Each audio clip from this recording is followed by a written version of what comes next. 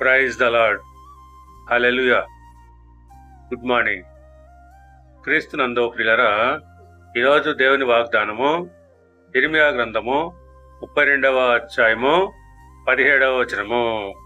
నీకు అసాధ్యమైనదేదియూ లేదు. ప్రియులారా, ప్రవక్త ఇర్మియా క్లిష్ట పరిస్థితుల్లో దేవునికి చేసిన ప్రార్థనలో ఈ మాటలు చెప్పాడు. యెహోవా, ప్రభువా, సైన్యములకు అధిపతియగు యెహోవా అను పేరు వహించిన వాడా, శూరుడా, మహాదేవా, నీ అధిక బలము చేతను చాచిన బాహువు చేతను భూమి ఆకాశములను సృజించితివి. నీకు అసాధ్యమైనదేదియో లేదు అని అంటున్నాడు.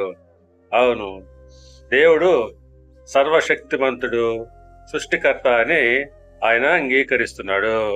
నీకు అసాధ్యమైనదేదియో లేదని అంటున్నాడు. అవును, దేవునికి చేయలేనిది అంటూ ఏది ఉండదు.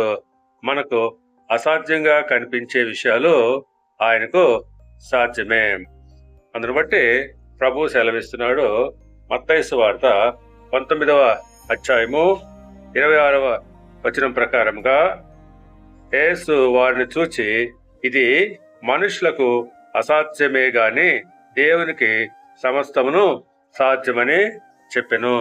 పిల్లరా, సమస్య ఎంత పెద్దదైనా దేవుని శక్తి వాటికంటే పెద్దది.